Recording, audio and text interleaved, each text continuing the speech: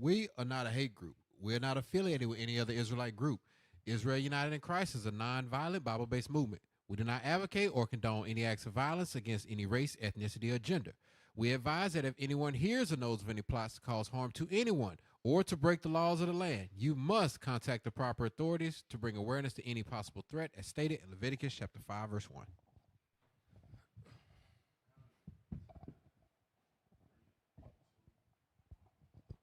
Hey, Shalom Israel, Most High in Christ bless. Welcome to Precept Upon Precept. We are your late show. I'm Captain Shem. Captain Matt. Officer Mikael. Officer Yasa. Officer Micah. You can't see him. He's off in the hole until we get a real set. All praise to the Most High. We are live and direct. We'll get right into it tonight. Go ahead and check out our, wait a minute. Yes, please subscribe. We are stuck at 27,300 subscriptions. Not sure why. We need to step our game up. Y'all help us out, please. Facebook, Instagram, Rumble, subscribe, share. Don't forget after to scan the QR code after to see how we did. With that, we go straight to Officer Micah with the Watchman Report. Take it away.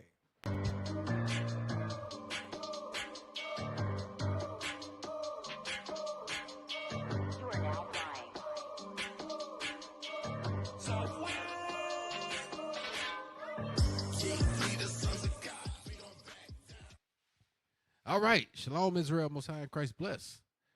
Wisconsin woman who said she legally killed sex trafficker gets 11 years in prison. Dang. Just scroll up so they can see the sister. Well, never mind. Go. The sister got years in prison because, she self-defense to get away from her attacker. So, yeah, that's pretty sad. All right, next article. Scientists seeking life on Mars because they trying to get away from the Negro. Okay, we can't see the rest of it, but they trying to go to Mars. They saying that the air up there it may be tolerable. So, yeah, we'll see how that work out for them. Florida doctor who didn't wear hearing aid. This is crazy right here. During colonoscopy, couldn't hear patient yelling. State health officials say. So yeah, Lord help us. Next article. Ex-officer convicted in George Floyd's killing is moved to new prison months after stabbing. Y'all know there he is. So yeah, they moved into another prison. So y'all already know what they finna try to do with this one. And this concludes the Watchman Report.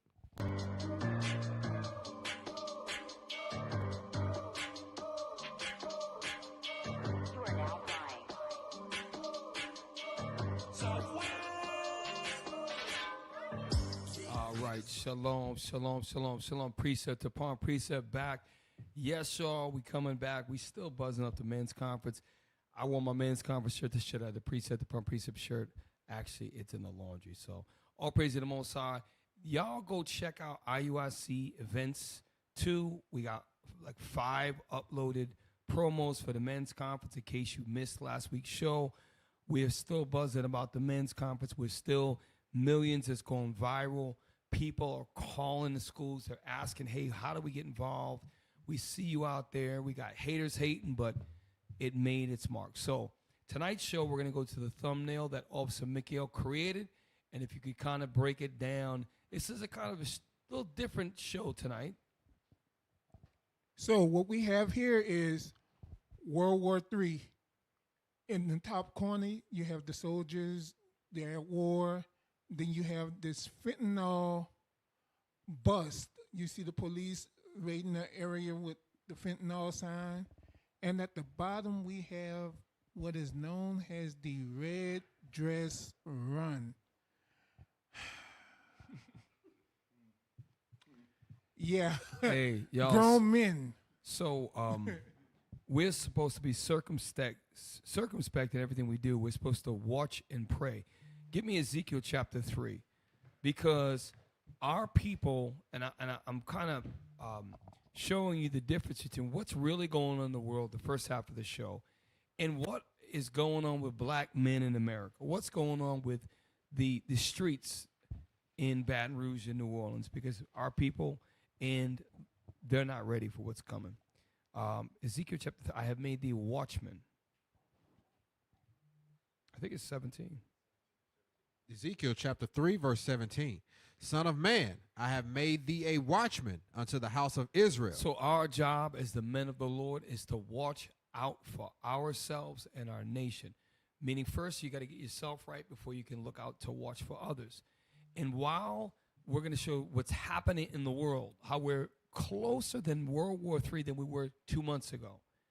And back here in the state of Louisiana, excuse me, losing my voice, in the state of Louisiana, you have foolery and wickedness going on in the two biggest cities in Louisiana. That's where we're stationed at right now. So without further ado, let's get to the first one I posted, please.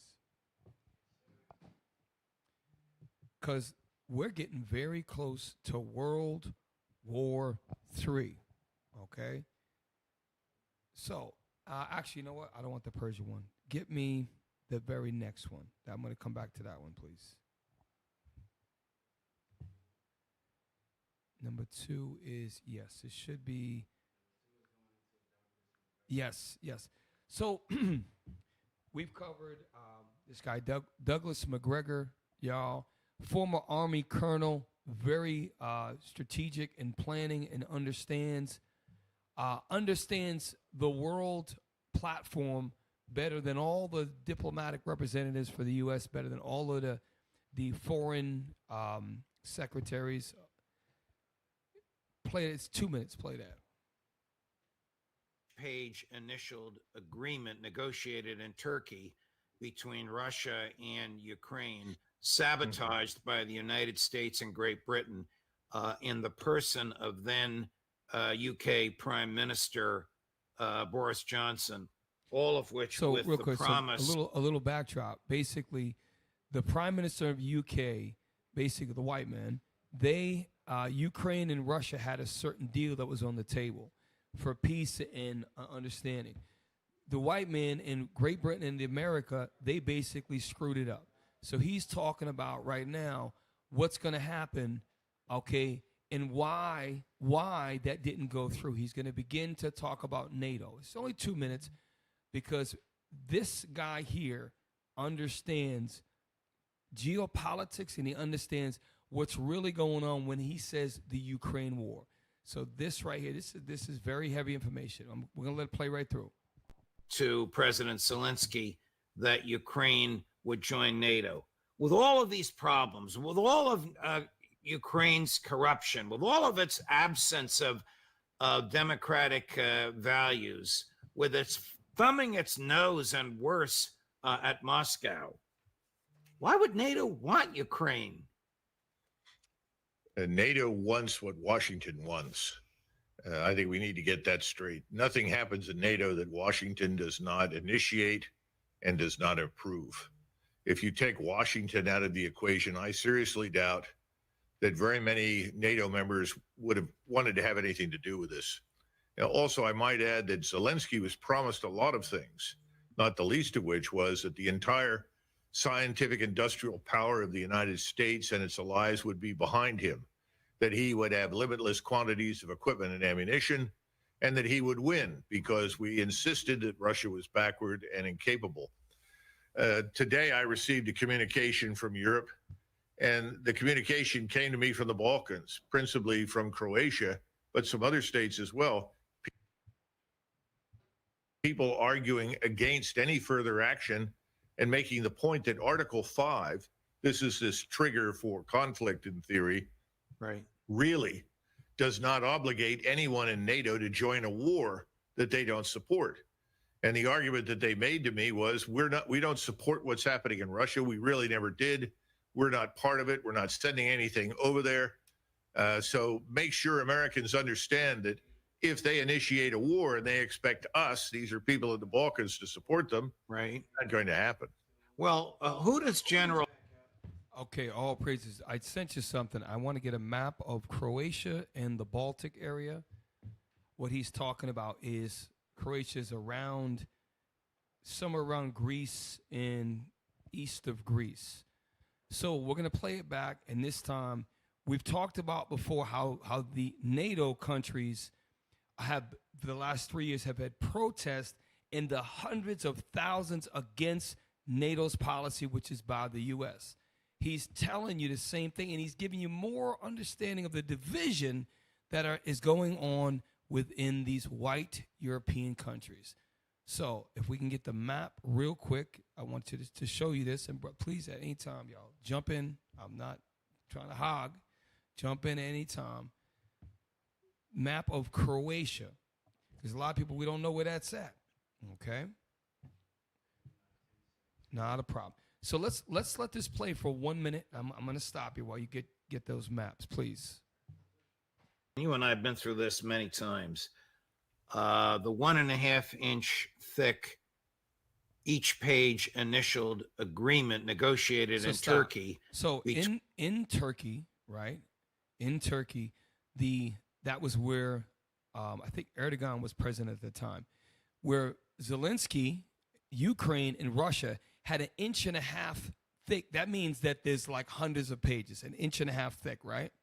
And each page was signed by Vladimir Putin and the Ukraine's president, whoever it was at the time. The United States of America and Great Britain came in and destroyed that. And that's why we're at war right now, because they kept pushing and encroaching eastward towards Russia. Started in 1990. We covered it in many shows. He's unfolding that. Part of the end of what he's saying is that there are countries right now that they're calling him, because he knows that he's a man of reason and former colonel. He doesn't have any real power. They're like, look, if the U.S. wasn't running shit, we'd want nothing to do with this. We'd rather get our oil from Russia, furthering the proof that Revelation 17 is in effect. NATO is crumbling right now, okay? So can we back out a little bit? Okay, now leave it. You good. So go to your 11 o'clock. Slovenia is 12. Italy is 11 o'clock. Italy, so we know that this is Italy, right? So you've got Slovenia. You've got Croatia should be in the white, right? Okay. Croatia, Bosnia, Serbia. That's all on the same bay there, the Adriatic Sea, as Italy. All that area, those are NATO countries. Those are European countries. They don't want anything to do with NATO, and they're voicing their opinion to this guy. He's getting calls about it. So we showed you time and time again. There were farmer protests because the Green Initiative for 2030 was coming in, and all the farmers were protesting all over Europe. Guess who's leading that? The John Kerry and his party, the Democratic Party, pushing that crap through NATO, and it's affecting these farmers. They were burning piles of feces on Capitol buildings. We covered all that. Europe is in dissolve. We are completely gone with what's really going on in the world. Okay, that's the Baltic Sea, right? Okay, and he said he got a call from the Baltic region, but he mentioned Croatia. So he also mentioned there's some countries in the Baltic area that also are against this. Well, why? Let's think about it. If I'm Finland and I'm a farmer or I'm a businessman, why would I want beef with Russia? They're right next to them. What are you going to do against Russia? And the people of Finland are like, hold up, we are over here. We have peaceful life. The U.S. make my life no peaceful. Guess what? They're going to Captain Matt brought out last show, or 2 shows ago, Revelation 17. They are breaking apart, and NATO is going to fail in the next couple of years. Give me Revelation chapter 17, verse 16. This is, those of you who watch the show, there's a couple of you that watch. We have covered at extension about the things we're talking about. Extensive, rather. The book of Revelation, chapter 17, verse 16. So this former colonel who understands geopolitics is saying, look, I am getting phone calls, not from a farmer down the street. These are political officials like, yo, McGregor, can you talk to somebody? We're not for this. Read. And the 10 horns which thou sawest upon the beast. So the 10 horns are NATO, i.e. the European Union. Why are they upon the beast? Because the beast is more powerful than the horn. They're attached to that. The beast is America. The beast is running the show. Read on. these shall hate the whore. Now it's like you somebody's child, and your parents keep doing something to you over and over again to prove to you they really don't love me. That's what's going on. That's America's they mommy, they daddy, and they're realizing every policy is set up to destroy the EU and its people. And they're realizing that, and the hatred is building. Read on. And shall make her desolate and naked. How could the horn make the beast desolate and naked? The only way that happens, if you naked, is you rob somebody, you've destroyed them. Desolation is they are going to go to war with America. I don't know what's going to happen. This is proof. We're showing you clearly it's happening. And this was, by the way, 2 days ago or yesterday this happened. So I wanted to open up the show with that. And please, brothers, bring it in. I just wanted to drop that. NATO is at the forefront of causing this war with Russia. And at the same time, NATO's behind, the U.S. is behind all of the weaponry, all of the empowerment. All the Iron Dome was built and designed by the engineers for the United States. Without the Iron Dome, you don't have Israel. So the U.S. under NATO on that front, down below under Israel, is running the whole world. And guess what? The white man is behind all that. So I just want to open up with this. So please, I'm talking too much. So what we see is a lot of propaganda nowadays on both sides, you know. But once Ukraine invaded Russia's territory, now it's on. They can't back out. And NATO is basically the one that helped them invade that territory. They brought in the new tanks, the new planes, and all that, and invaded their territory. So now Russia has to respond. And each one's greater than the next. Whatever they did, now Russia's going to do something even greater. Well, they was already pounding Ukraine into the dust with all of the Western powers behind them. So they couldn't take Russia out. So they trying new strategies. But when it says desolated in Revelation 17:16, they're going to abandon the U.S. over there. NATO members over there is going to abandon them. And the U.S. going to get their tail tore up over there. They setting traps for them over by Israel. They setting traps for them in Russia. They setting traps for them everywhere. Everywhere that the U.S. has invaded. Yeah, what that made me think of, you know, the U.S. already made the agreement not to encroach eastward to Russia. They said, the hell with that, we doing eastward.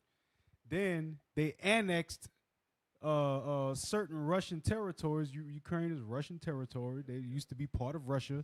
They annexed part of that and said, well, they're not really a part of NATO, but they're a friend of NATO, which kind of makes them a part of NATO unofficially. And because Russia is doing these things with Ukraine, now we got to get involved. You know what I'm saying? It's like, I watched The Sopranos. Those of y'all who know about The Sopranos, it was an old mob series. There was a part in there where the two bosses had a meeting, and one of them, he was like, you would be surprised at how many times his mistakes cost me money. And in that conversation, it was making a plan to get that other boss hit because this dude kept losing money. That's exactly what's going to happen with the United States and its allies. The more policies the United States comes up with, the more money they lose over there, the more danger they're in over there. And the United States is like, well, I can't help you. Right. To the point what you just said, the perfect example of that is when they came out and publicly, when asked on the news, they incriminated themselves, which they're not going to be held accountable, that if Russia invaded the Ukraine, that the Nord Stream pipeline would be no more. That's a major transfer of oil that goes under the Baltic Sea. Pull that map up again real quick since you had it. That is such a huge lifeline. Not, well, the Russians got money from it. Now they just move their oil to India and other countries. But the EU, to include, it came through Germany. By the way, Germany's the number one economy in all of Europe, fourth in the world. Now it's in recession. The point is, the German people are suffering. The people of friggin' Denmark and Norway, and they suffer from the lack of cheap Russian commodities. And the people, The people are sick and tired of the U.S. policies. Officer Yasa, Cat Matt, they pointed, that's exactly what's going on. And what McGregor said is he's letting you know, and later on I'm going to bring another former Marine Corps United weapons inspector, which he takes what McGregor said and takes it to the next level. And when you speak out against the beast, even if you are of the beast, so you're a white man, they are going to come for you. And I'm going to show you in a minute. They come for their own people. They give them a little warning. We're going to show you that in a minute. Go to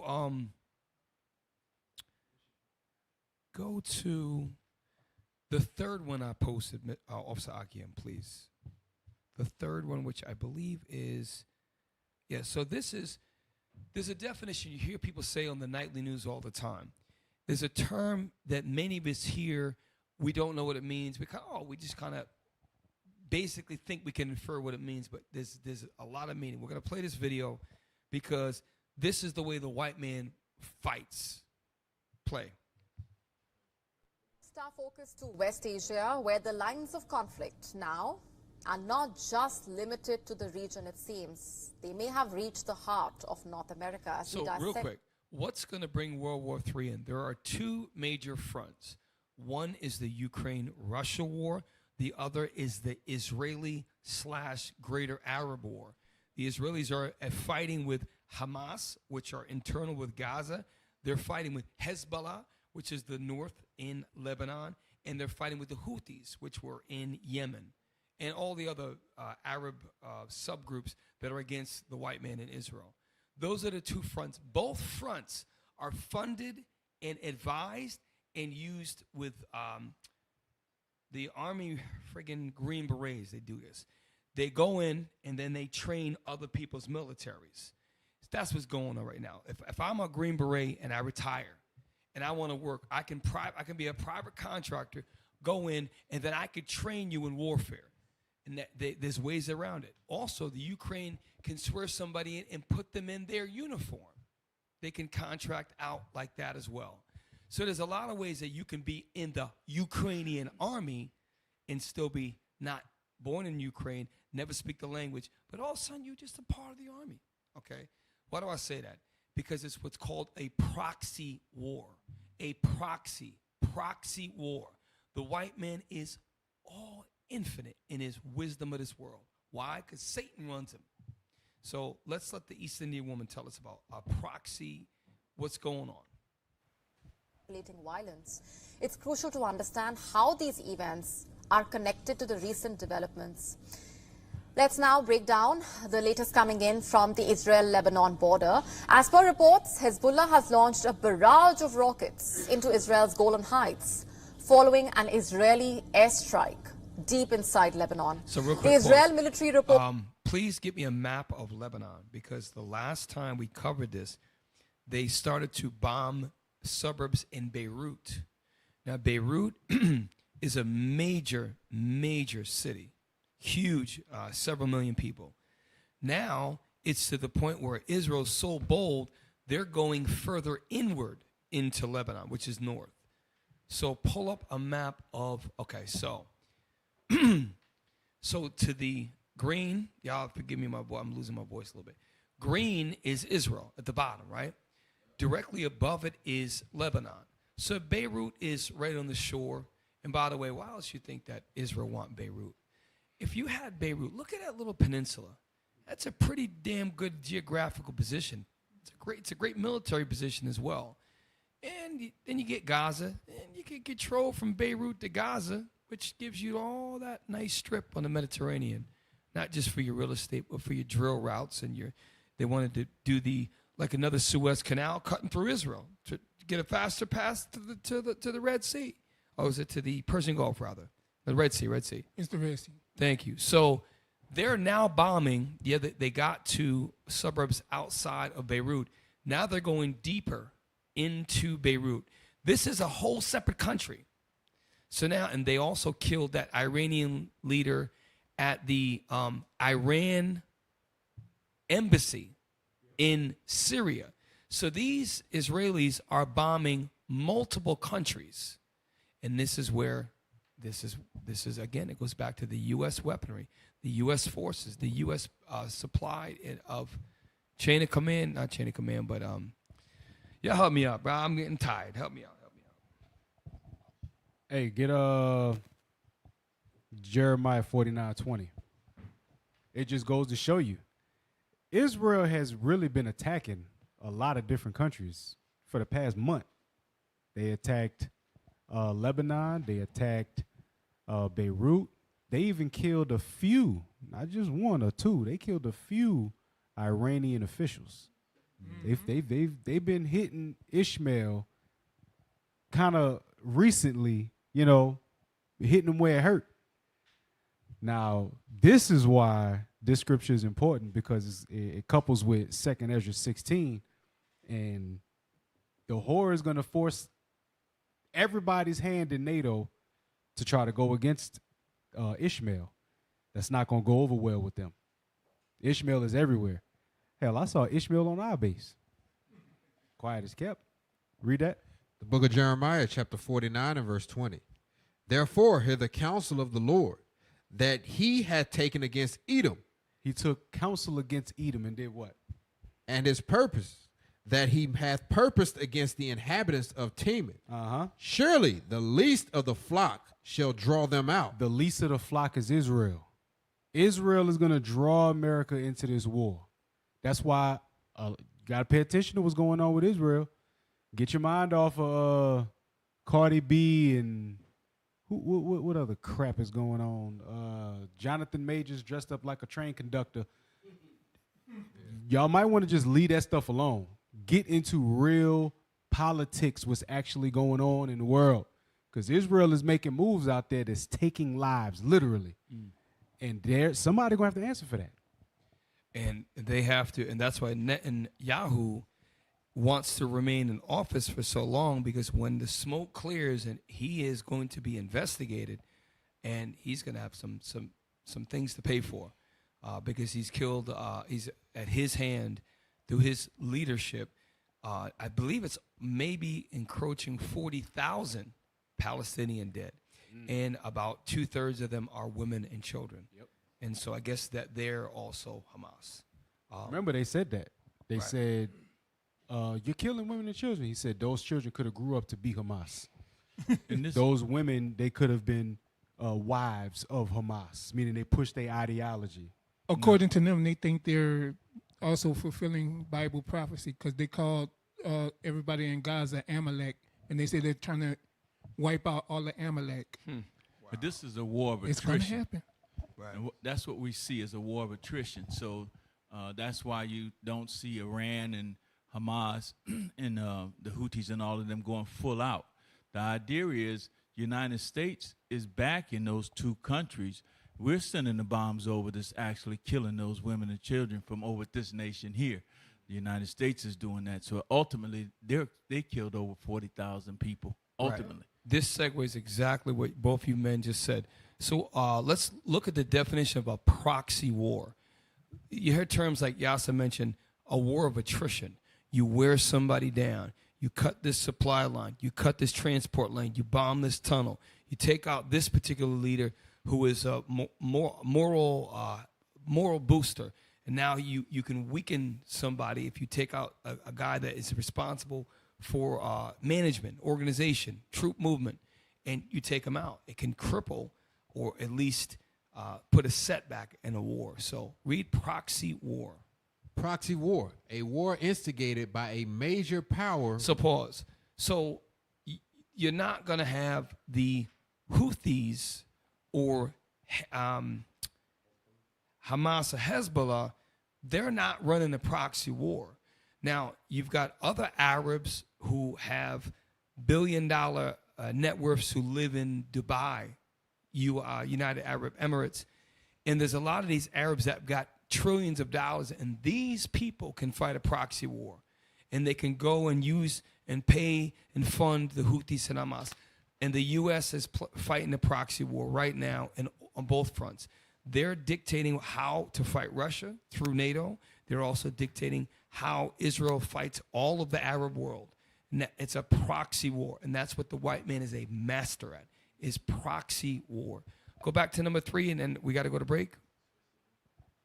I need one more, though, before we go to break. Hey, and Cap, remember, they doing a proxy war with Ishmael, with Israel, with Ukraine, with Africa, with China, with India, with Brazil. They're trying to take over things that are in Venezuela.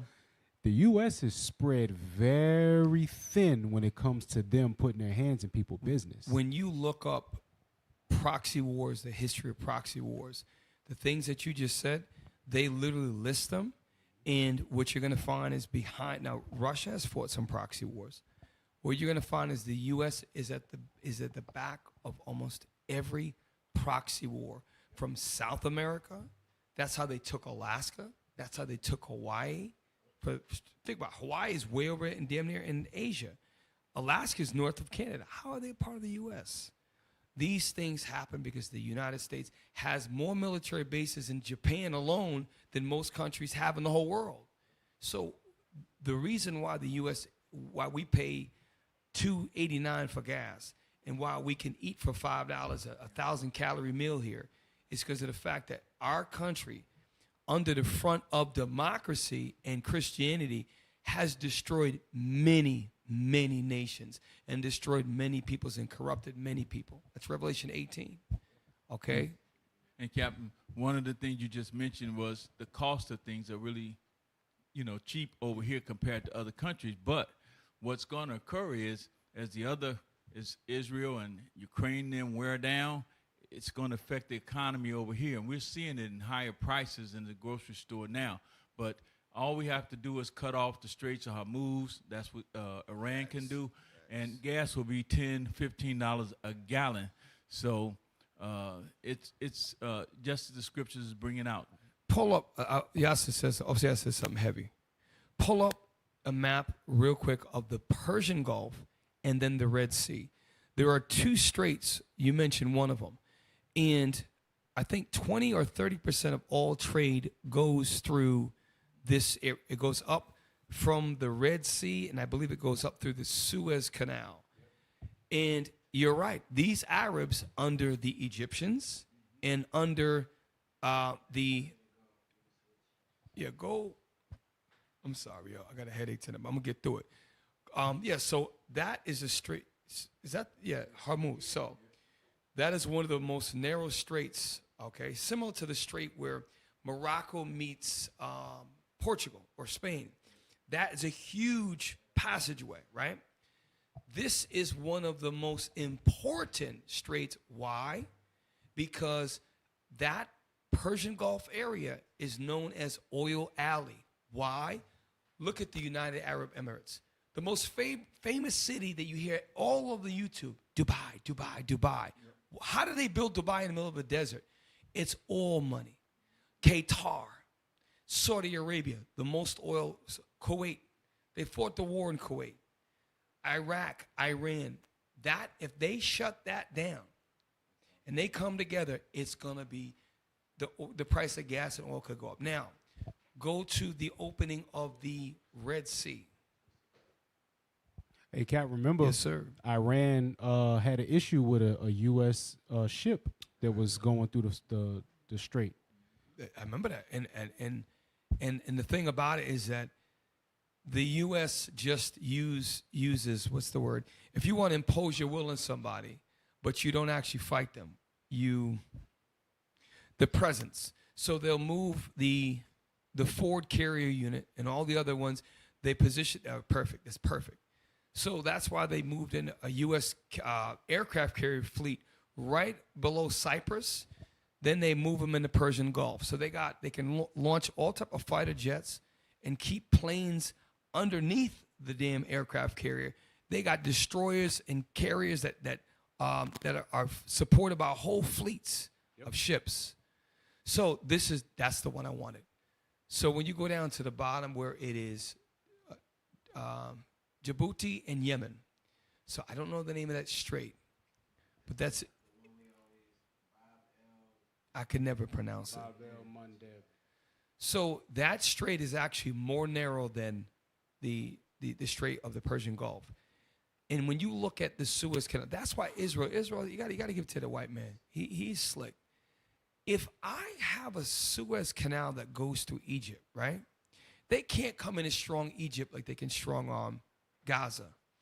But if I take another route and carve up and I can go through another countries that I take control of and have that come out through Israel, now I then can control billions of dollars a day of shipping because you got to go through my country. Yep. So this white man is slick and just really crafty. And I'm sorry. See that little waterway that goes up to Jordan? It looks like the peninsula, the Sinai Peninsula.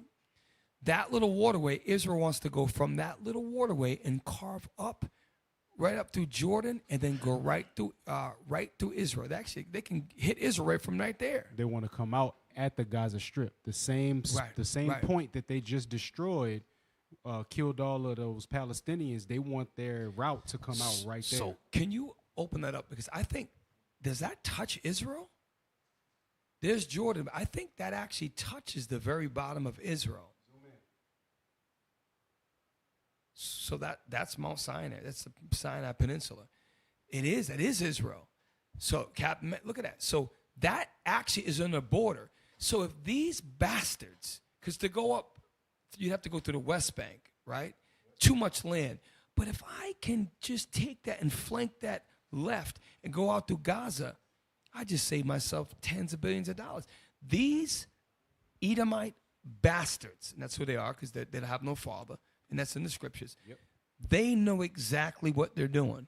So to your point, Yasa, if you can control that waterway and the exit point into the Mediterranean Sea, you control trillions of dollars. That was the Iraqi war. They wanted to go through Kuwait to bring their oil out to the Persian Gulf so that they could sell their own oil. They didn't have to sell it through a middleman. Right. And the United States bottled them back up so they economically stifled, right?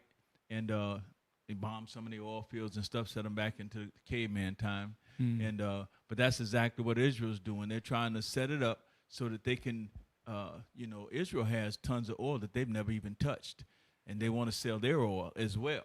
And they also have I think it's the Dead Sea, which is full of mercury or something like that. They're really rich in that. So they're trying to set up for the long run, and that's why the United States is backing them economically. I'm gonna tell you, and he who controls commodity controls the world. I think Kissinger said that. Real quick, before we go to break, I want to show you that if you mess with Esau and you mess with his policy and his money, he will come for his own. Get me number. Actually, let's get Trump real quick. Trump is. This was appropriate, and Trump is just a funny dude. Trump is basically saying Biden sucks. Harris will be worse. We're so close to World War III, it's ridiculous. And nobody can speak like Trump. Let him play. Not a problem. Get me Revelation 18, verse 4. Because as we're listening, we hear these things, we see these things, we're closer to war. We have to, as a people, we can't leave Babylon, but we have to flee Babylon spiritually. Read that. Revelation chapter 18, verse 4. Damn, he got a lot of orange makeup on. God, doggone. Read.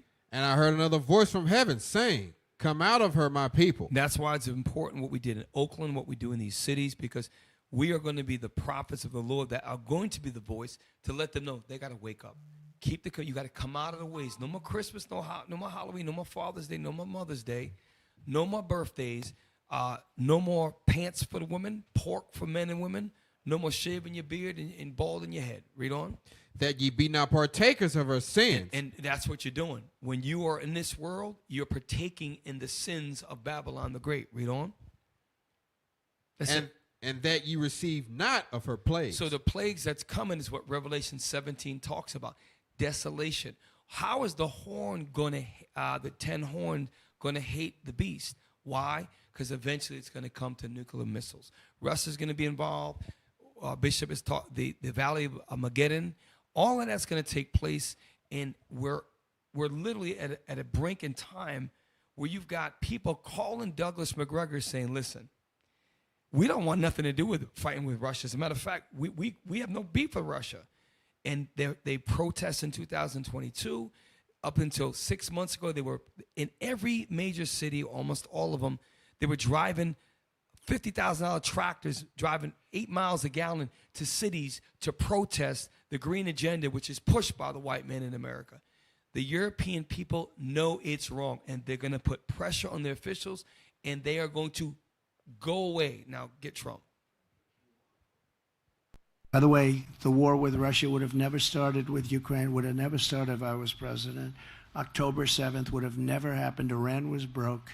They had no money for Hamas. They had no money for Hezbollah. This is a very dangerous time that we're in. It's dangerous in terms of crime and all, but it's very dangerous in terms of a possible World War III.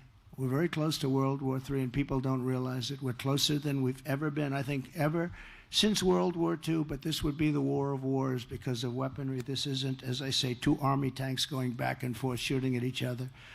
The level of power, the level of weaponry that there is in the world today is so bad. It's so dangerous. It's so bad. So real quick on this, before we go to break, get me the next one about the 555% profit increase. The warmongers. Did I give you that? Oh God, no, yeah. Lena Petrova, number four. So, who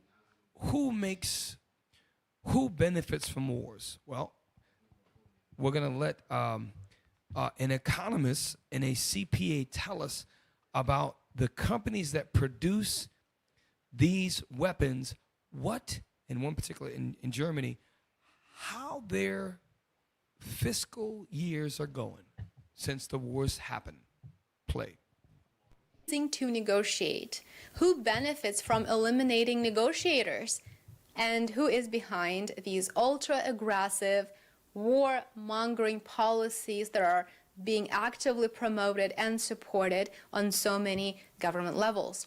One of the main reasons why we don't hear about ceasefire and peaceful negotiations are not given a chance is that the military-industrial complex is enjoying truly extraordinary profits, absolutely record profits that they're unwilling to give up, of course.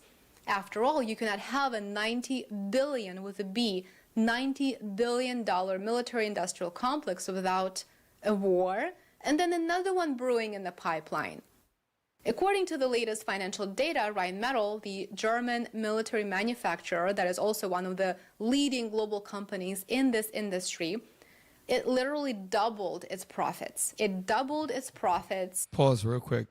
It's interesting when we read Revelation 17 about the horns who shall hate the beast. Well, Germany is the fourth largest economy in the world, number one in Europe. They have the ability to manufacture and arm all of Europe.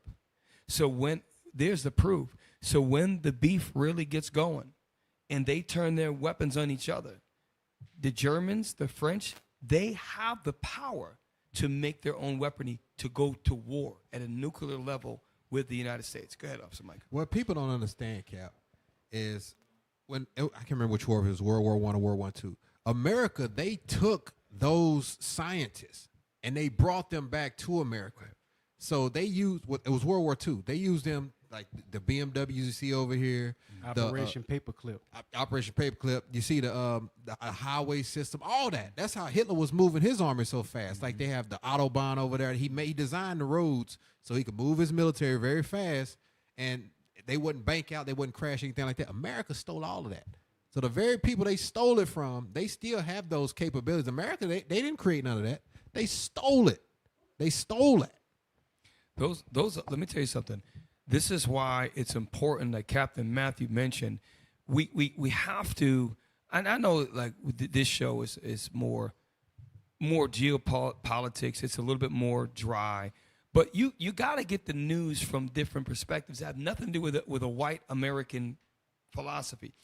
All of these people she's not a white American. She was raised in a European country. She doesn't have that mind. She's the Esau, but she's not afraid to report. No, this is what's going on. You have to get your sources from outside of a white American perspective. You're going to be lost in the sauce. So when I was younger, and I'm in my late 60s now, we didn't see major events maybe once or twice a year, but what we see now is a constant beat of major events, one after another. And so times have changed. We're in a different time period now. And what's imminent is you saw BRITEX leave out of NATO and go into their own economical system. And that's the beginning of the cracks in their union. They left the EU. You're right about that. They left them. And it's going to be more because Germany, even though Germany got a great economy, they're pushed to keep up. Russia and China have the best economies going right now, and they're draining the West. And this always happened before major wars. It's always economical battles before the real deal. Then somebody gets poked in the eye, and it's on. Hey, and you know what I like what Augusta said is he's in his 60s. He's seen more than we have, and for you to see patterns like that, it's like it's gonna happen. It's gonna happen. Now, before we go so I just wanted to share this before break that they made 555% profit margin. So and by the way, black people don't own them companies. It's Caucasians that own those companies.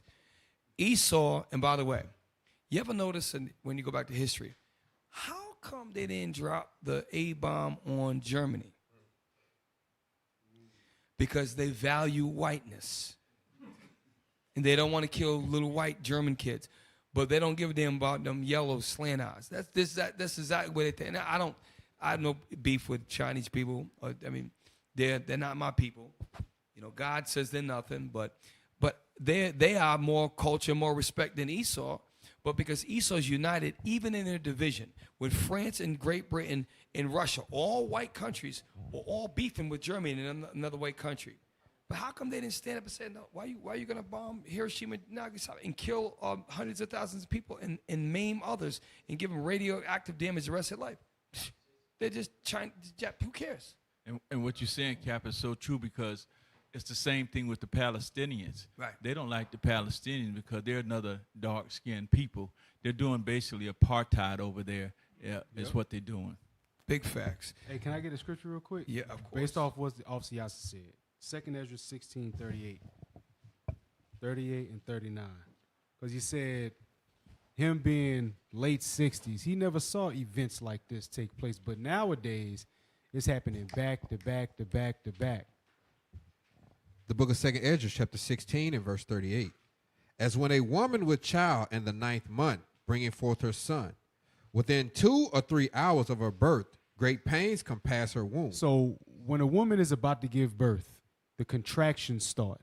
They may start hourly, then they start to diminish into minute by minute, second by second, until the baby comes. The contractions get worse and worse and worse and worse and worse until the baby comes. Read on. Which pains, when the child cometh forth, they slack not a moment. They slack not a moment. Same thing with the events in the earth. Read on.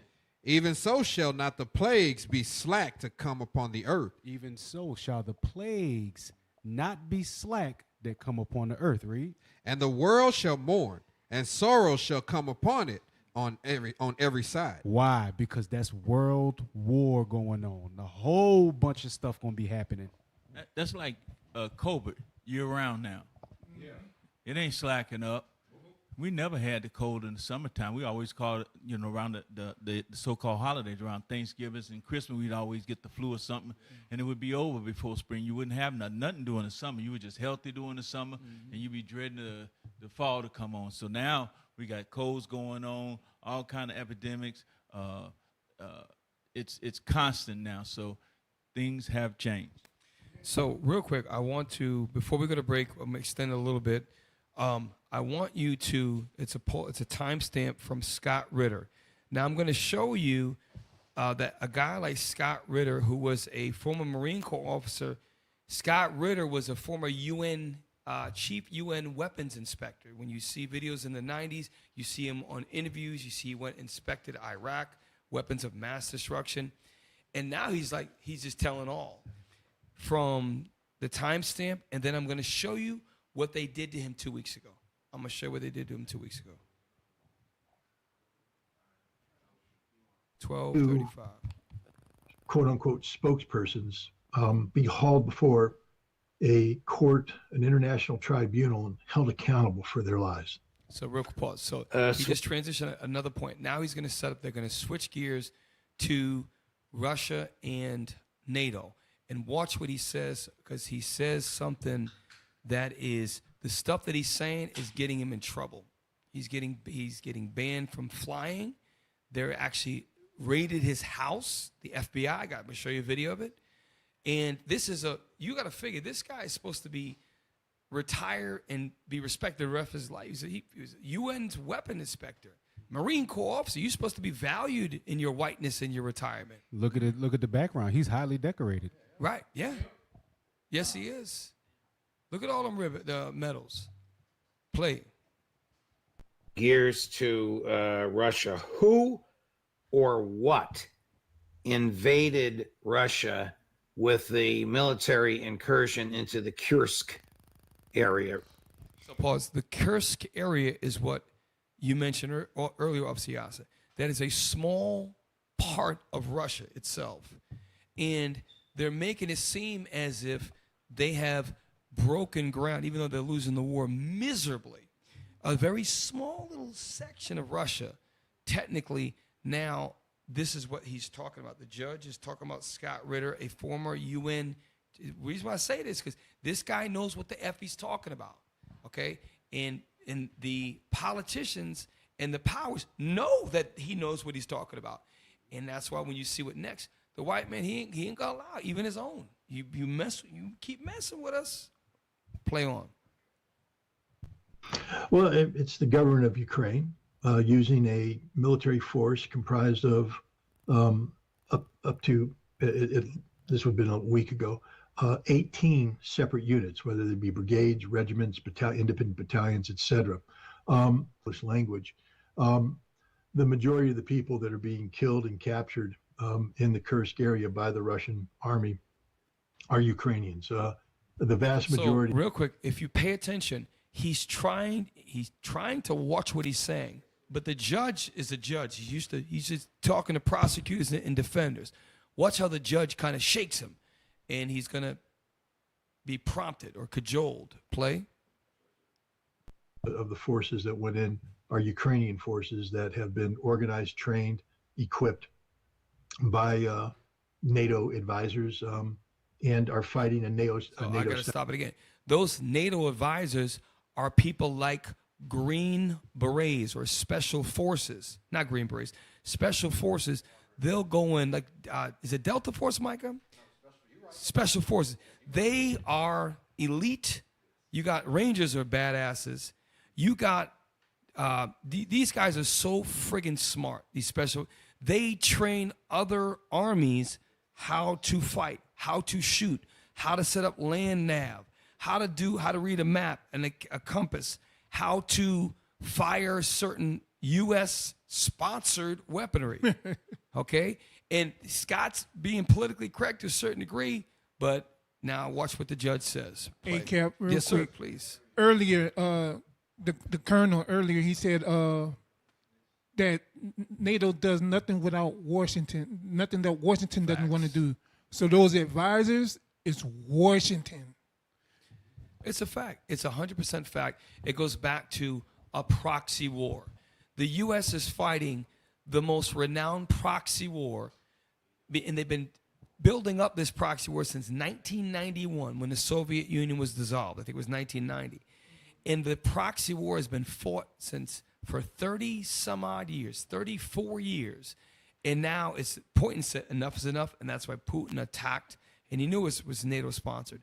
Now, yes, sir. And as well as Scott Ritter knows that the F-35 jets and Right. the tanks and stuff that they getting are so sophisticated, you couldn't put a Ukrainian in Never. and drive them within a year, to handle them. So what's going on? NATO is actually in the battle. That's their drivers. That's their. So, Micah, please speak on that. To Officer Yasser's point, when I had the opportunity to work with some of those guys. Cap, those guys are experts. They're not your National Guard. These guys are expert in language, right? Medical training. I'm talking about Rangers. Rangers are like your running backs. These guys here, these are like your defensive ends. Special forces, when they don't fail. They long-term strategic expertise. That's them guys. When you don't want to fail, you send them 7 dudes in. Them dudes will tear down countries, and they will not fail.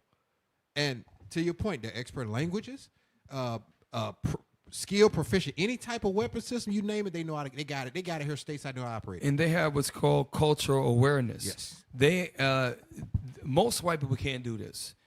They go and they stick out like a sore thumb. Like when you're in the Marine Corps, you wear what they call a high and tight. I could spot you from 1,000 yards away. But when these guys, these special forces, go in, they grow their beards out, they come in, they learn the culture, they learn how to eat the food, they learn how to go and sit on the floor and eat the food, they learn certain cultural languages, certain buzzwords and catchphrases. Oh, maybe he's all right.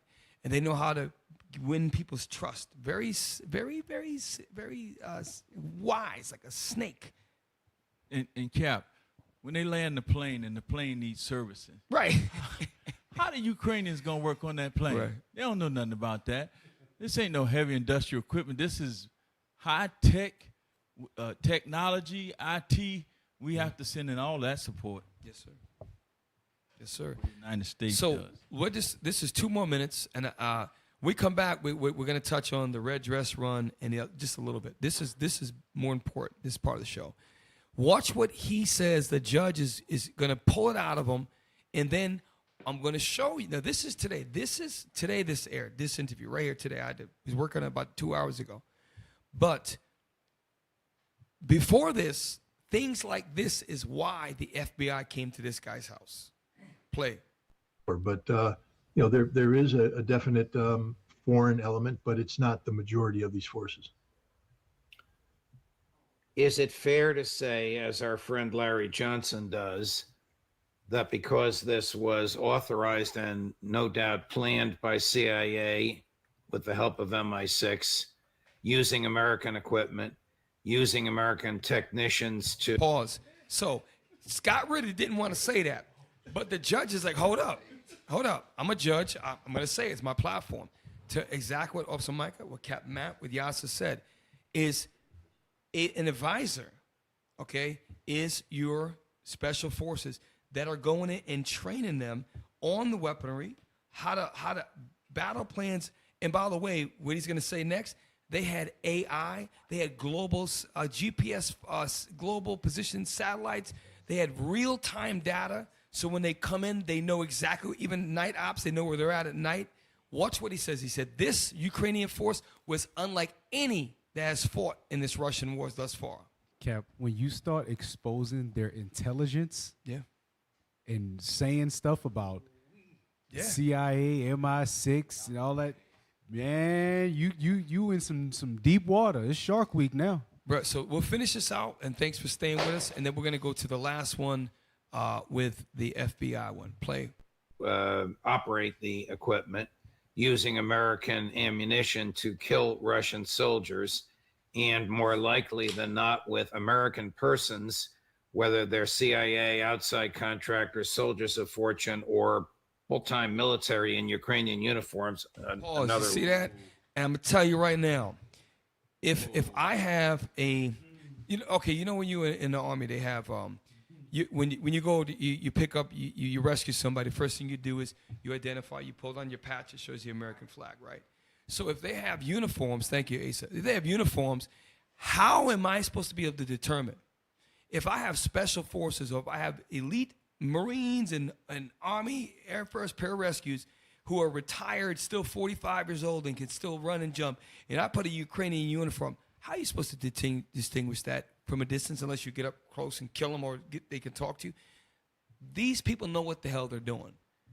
he says they're the most elite Ukrainian force we've seen yet. Why? Because they're all different NATO forces fighting as one under the Ukrainian banner.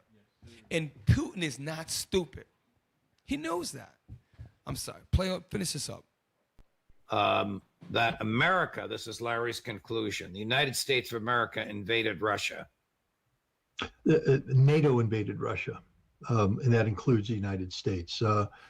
One of the things that have come out of this is that, the Russians. Could y'all pause it? Hey, I don't know if it's possible, but I want y'all to go back to Colonel McGregor when he said Washington invaded. Washington is running NATO. And real quick, no, to you, I like that point because this is two different branches. You got a former colonel, right? McGregor celebrated. If you look at his track record, he's very, very, he's sought after from his military analysis. And then Ritter is a former Marine Corps officer, and itself is pretty commendable. But he was a former chief UN weapons inspector, and he was in the public like nobody's business. I remember seeing him in the 90s. They had press conferences. So he's somebody that had a lot of respect, knows a lot of people, and still knows a lot of people. And he's saying exactly what they. Now pull the FBI video before we go to break. Now, my man, this is Scott Ritter. You can get rid of this, please and thank you. This dude just said it. He just said it. Like, the UN did this. Yep. With the help, I mean, the United States is the UN. NATO is you know what I'm saying? Like, come on now. So this is Scott, and by the way, he's not no super rich guy. He's got two, like a Mazda and a red SUV, 2-car garage, looks like a normal house. So he didn't take a payout. He's living in a suburban neighborhood, maybe half-acre land. So this is his house, and he lives in New York. New York plates. Play.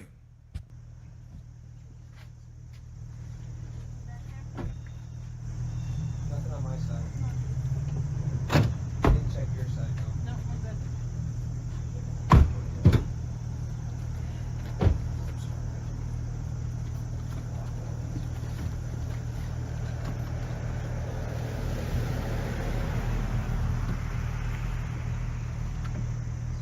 So there's another one. If y'all get it, there's one where he comes out of the house and he confronts the FBI. Hey, come on in. I got nothing to hide. That was proof that his house was raided. They searched his cars, his belongings, because he ruffled some feathers, and because he's telling the truth about his country. And he's a white guy. He's a white guy. Ain't no distinguishing this guy. Now, y'all stick around. We went a little bit longer the first half of the show. Officer Mikael, the Bible verses. We go on break. Captain Matt comes back with kingdom music. And we're going to do a small second part of the show. Stick around, y'all. Thank you for sticking with us. Shalom. Yeah, that purple be a problem. They don't like that. We don't turn the other cheek. Yeah, we fight back. We keep the law. We teach the law. They don't like that. We waking up the 12 tribes. They don't like that. Yeah, that purple be a problem. They don't like that. We don't turn the other cheek. Yeah, we fight back. We keep the law. We teach the law. They don't like that. Waking up the 12 tribes. They don't like that. Yeah, that purple be a problem. They don't like that. We don't turn the other cheek. Yeah, we fight back. Hey, Shalom Israel, Most High in Christ blessed. Hey, this is your brother, Officer Mikael, and this is the Bible verses. Hey, look, it is what it is. We talking about the red dress run. So Bible verses is going to be about the red dress run. Play the video. This video, I want to let you know if you're LGBT, if you're homosexual, if you're bisexual, if you're heterosexual, whatever you are. I'm not trying to disrespect you. I'm just telling you what I saw with my own eyes. Okay? Just hear me before you try to cut my throat. Just hear me out. So while being in New Orleans this weekend, they had something called like a red dress event. And at this red dress event, never in my life at 44 years have I ever seen so many men, so many brothers, beautiful brothers, man, handsome brothers with dresses on. I mean hundreds and hundreds and hundreds of brothers with dresses on. And, you know, when we was, you know, walking on Canal and Bourbon and all that, man, it was just groups of brothers, you know, walking. And I was telling my wife, like, if I saw these guys outside of a dress, I would never, ever think that they would wear a dress. You know, never. In my mind, I'm like, I'm sure some of these guys are married or in a relationship or got kids, and hey, that's your preference, whatever it is that you choose to do. But for me, it was a shock. It was. Yes, I'm not naive. I do understand that homosexuality exists. I do understand that, but just never in my life have I ever seen hundreds on hundreds of brothers with dresses on. Not just a dress, see-through dress, makeup, hair. You know, and I was tall brothers, short, cocky, work out, handsome brothers. I know women will die to be in their face. And they had on dresses, walking with other men, holding hands, drunk. I was like, man, this is crazy. And, you know, my wife was like, well, you know, that's why women say a lot of men be on the DL and this. I understand that, okay? I understand that you may have some guys that are on the DL, but it wasn't about the DL for me. It was, I have just never seen it in my life. Never. Like, and I'm still tripping. Like, oh, y'all got on a dress, like a full dress.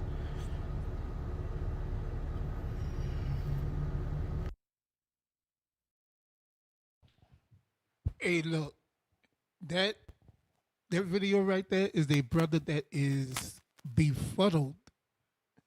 He is befuddled at what he has beholden. My brother, he's distraught. He was distraught. But look, does the Bible talk about this? Y'all know it do.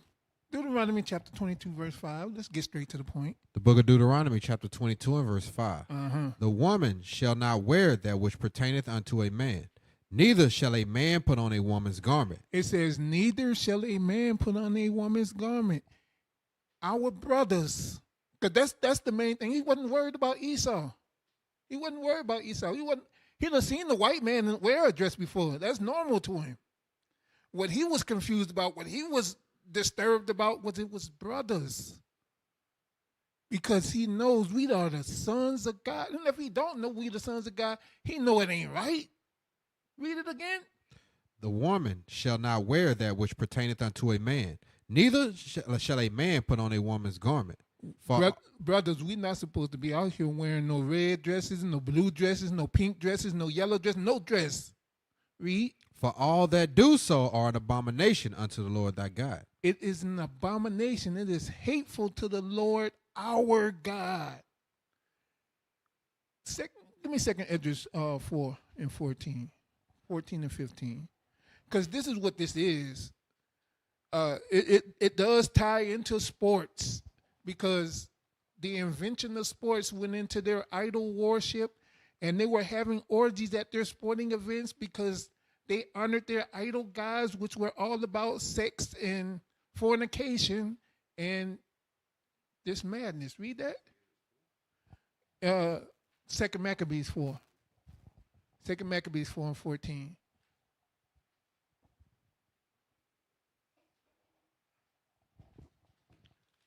It's the book of 2 Maccabees, chapter 4 and verse 14. Yes, sir. That the priests had no courage to serve any more at the altar, but despising the temple and neglecting the sacrificing, Mm-hmm. hasting to be partakers of the unlawful allowance in the place of exercise after the game of discus called them forth. Read. Not setting by the honors of their fathers, but liking the glory of the Grecians best of all. Liking the glory of the Grecians, meaning they followed these Greek customs and these Greek fashions.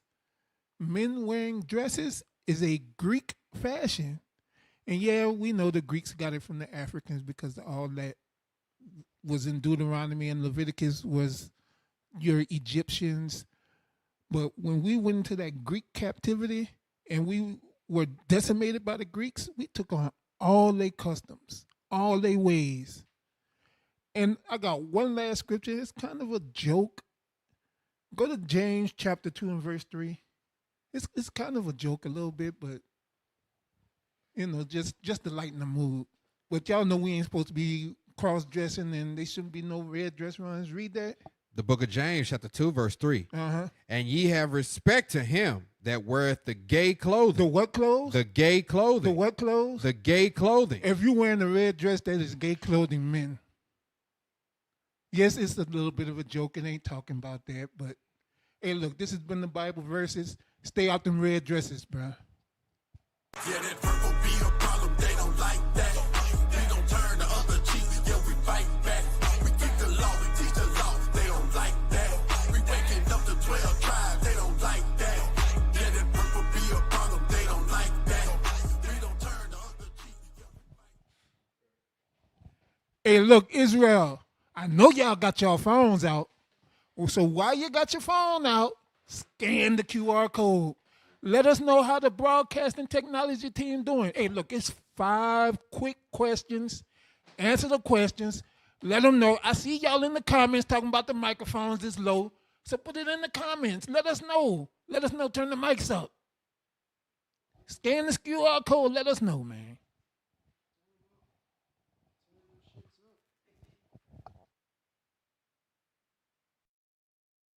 Hey, shalom, Israel, Most High in Christ bless. My name is Captain Shem, IUIC New Orleans. Help us to grow. YouTube page, subscribe, like, share, hit the bell notification. And now it's even easier, y'all. Hey, and also part of New Orleans Camp, we got the community cleanups, cleaning up our neighborhood one at a time. What y'all waiting for? Subscribe. What are you waiting for? So much wrong going on in the world, but somehow we keep it all smile. Subscribe and follow us on all social media accounts. We got TikTok, we got Twitter, we got Rumble, and YouTube. Make sure y'all follow IUIC New Orleans. Shalom.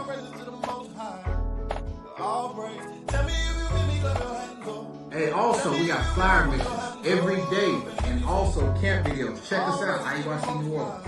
So remember, go to our YouTube page, subscribe, like, share, and don't forget the QR code.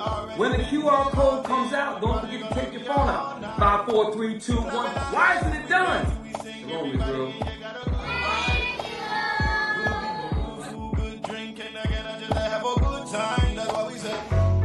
All praises to the Most High.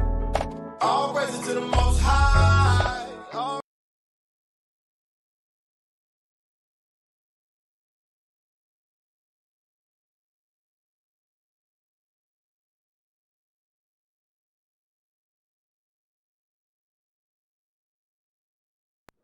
Feels good to have people standing with us that I know mean business, and I ain't even worried about it. I don't feel like y'all gonna fall off. I'm glad to know that we got some brothers that demand justice with me.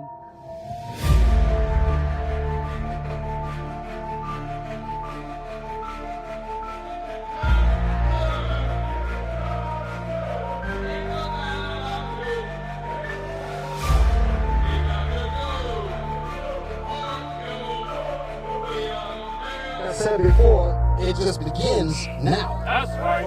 It didn't end now. It's going to begin now. We're going to use our platform to make sure that what happened to our brother gets published around the planet. Okay? If the news don't do their job, whether they do it or not, we're going to do our job. That's right.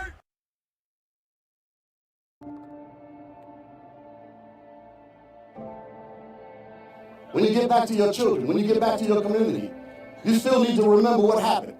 You need to remember what happened to Rasheed Carter. You need to remember what happened to Mike Brown. You need to remember what happened to Eric Garner. You need to remember what happened to Emmett Till. You need to remember what happened to Medgar Evers. You need to remember what happened to Martin Luther King. You need to remember these things. Make it count. This is about us simply making our dollars work for ourselves. A woman in Orlando was found hanging from a tree. Orlando police have said they believe she committed suicide. But her family thinks that someone else is responsible for her death. What she's not getting is explains why her loved ones can't.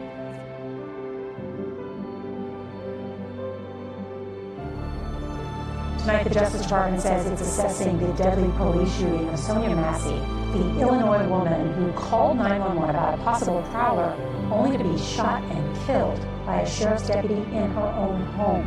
The former deputy accused of killing a Springfield woman has pleaded not guilty to murder charges. All of these men that you see came out of all kinds of walks of life, but the Bible has a solution to our people's problems, and when we organize up underneath the auspices of that Bible, that's when things come together, and the people need to see that. The people need to see that there is hope for them. The people, my sister needs to see that there's hope for her. All of the people in this community that's living under tyranny, living under fear, they need to see that. They need to understand that there is a power that is beyond the powers that be. And we need to follow him. Right now, we're known as niggas and spicks. We're known for living in the ghettos across North, South, and Central America. Don't nobody give a damn about us.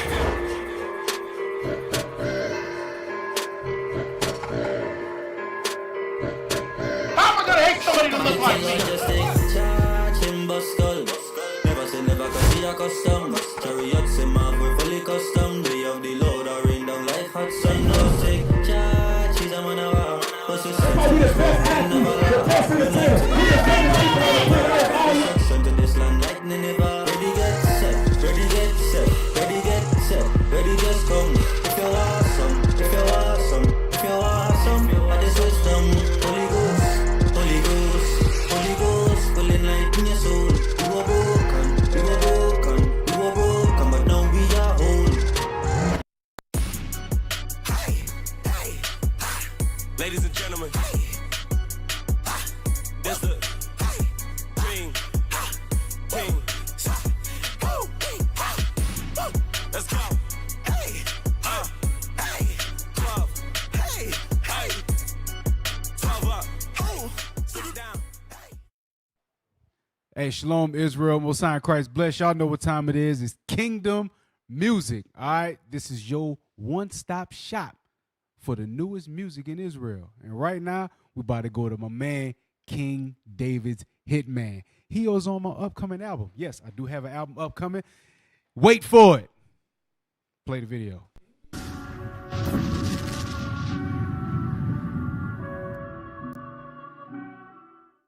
Hey, Bishop brought out something heavy the other day. Hey, watch this. Somebody give me Revelations 2 and 9.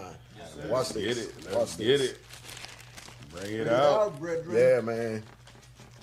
Because he touched on something real heavy. Brought out something heavy. Y'all not gonna believe this. 3 years ago, December 2019, two black Hebrew Israelites went into a kosher supermarket in Jersey City and killed 3 people because they said they weren't real Jews. Wow. Yes. Shot them. Put that on TV. Yes, sir.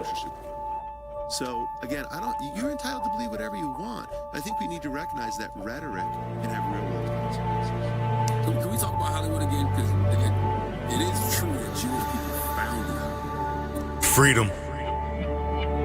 What the hell is Jewish? Who made up that term? It sound like fraud. Y'all a bunch of Frank Abagnales. I'm pulling cards. How full of y'all? Your whole story done here. Kill yourself and rot with your 6 mil. You done here. A real Jew like Adolf, you Nazi. Y'all was never enslaved and changed by sea. I'm anti, you scream. Boy, you're hootie, I'm laughing. Do bis garnished, you bastard. I don't know what's worse. Your teeth or your dancing. Green black, shut up. Nobody asked them. Slave, obey your master. Now draw attention to men that scared to speak against their fair oppressor. No champion wears a face that's a fear. I'm like a leader of us, then where's your example? Cause when our brothers fight you on your boss table dancing, you can't speak bold cause your bowels being tampered. I'm in the streets helping peace back the shamble. As I sleep, Lord, you keep, I pray my spirit from flames. Speak once, shake twice, don't make me deranged. Ain't trying to be, you remember what's his name? Keep me sincere and faith, prove me and try my reins. Don't let my oil cool, I'm royal like blue. Keep the order, I rule. What's a peasant, not a king? Training to be a god, put the world on trial. Drinking inshore, not to indulge all these demons. Indoor to the income, I want freedom. Hey, KDH, you alright? Yeah, I'm good, man. I'm good. You sure, I'm man? Good, bro. I'm good. It's good, bro. Oh, man. Yeah, that's what I'm talking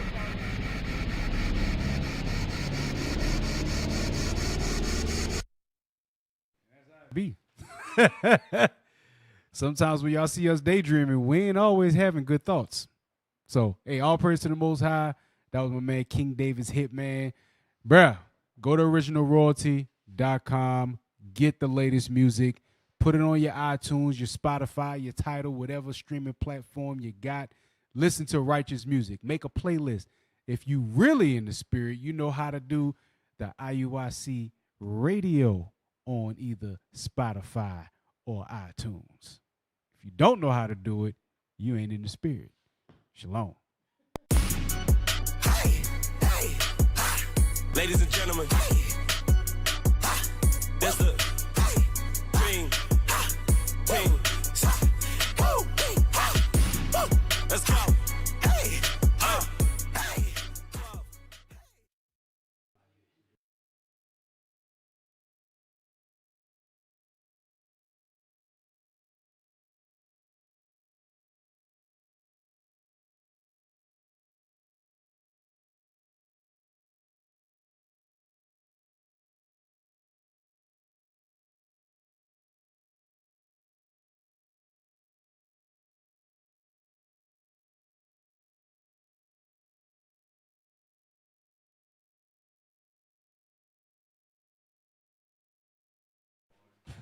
Welcome back, y'all. Precept upon precept. Go ahead, throw that thumbnail up one more time.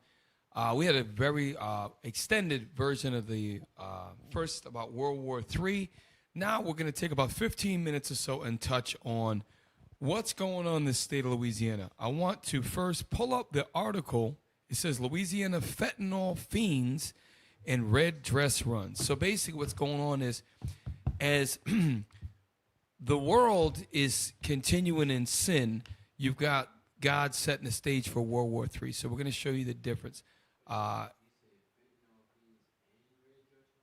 so now pull up. I was just reading the title. But pull up the fentanyl article. There's only one, I think. Because those of you who are outside the state of Louisiana, you may think New Orleans is the capital. New Orleans is the biggest city. Baton Rouge is the capital, and it is a very rough, depressed city. And something happened, it was weeks ago, but it was a fentanyl bust that was horrible. So we're going to read this. This is horrible, and this is what's going on. And guess what? I know that obviously Yas and I spoke before. A lot of Caucasians use this. But a lot of our people are involved in it, and a lot of our people are selling that crap, and it's deadly. Even if you get a little bit on your hand, and you cops have almost died just from getting on their person. Let's go ahead and read that, please. Yes, sir. BRPD seizes over 160 pounds of fentanyl in one of the. They say 186. 186 pounds of fentanyl in one of the largest drug busts ever, enough to kill 42 million people. So I read that. I said, why are they printing wrong articles? And it's 186 pounds of fentanyl. A little dust speck of fentanyl could knock your ass out. So think about the level of the amounts of money after they cut 186 pounds of fentanyl up. I don't know I think that's what you do. What these drug guys do. They got to break it apart somehow. So let's read on. Baton Rouge. What began as a routine drug bust on August 14th in Baton Rouge has now uncovered one of the largest fentanyl seizures in U.S. history. So it happened last Wednesday. Not yesterday, but a week ago Wednesday. Read on. Highlighting the ongoing battle against this deadly drug. So let me just say this. If this is one of the most deadly fentanyl busts ever in this country, well, what about all the other drug deals that they didn't catch? It shows you that our people, blacks and Hispanics and Native Americans, when we use drugs, when we're involved in the drug, we have to watch our back. We're not dealing upright. If we're high, our minds are not, we're not sober.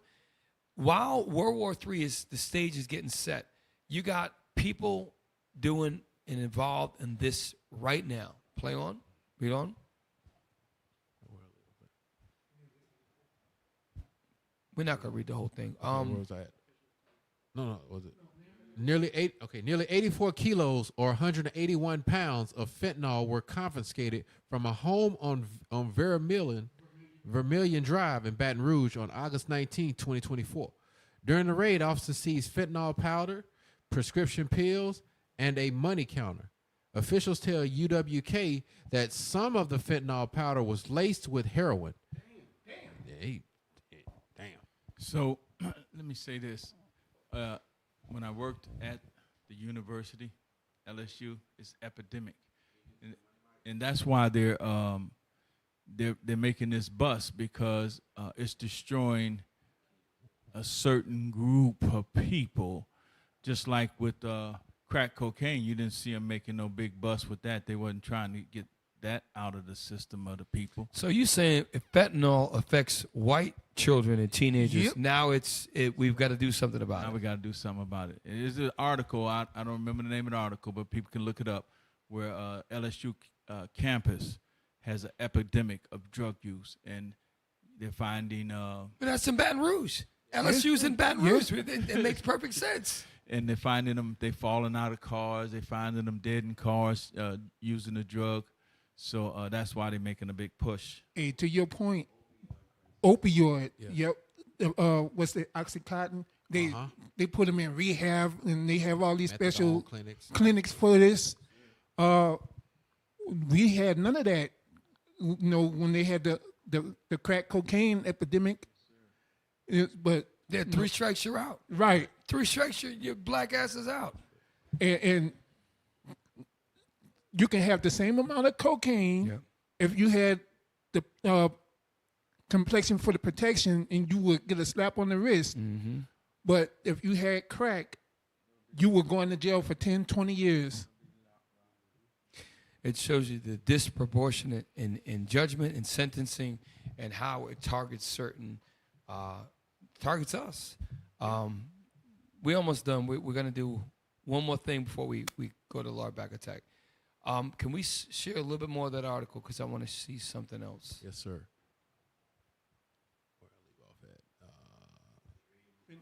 Yes, at least with heroin. Okay. Fentanyl bricks can be broken down into powder, which is sometimes mixed with other drugs, such as heroin or methamphetamine, and then pressed into pills.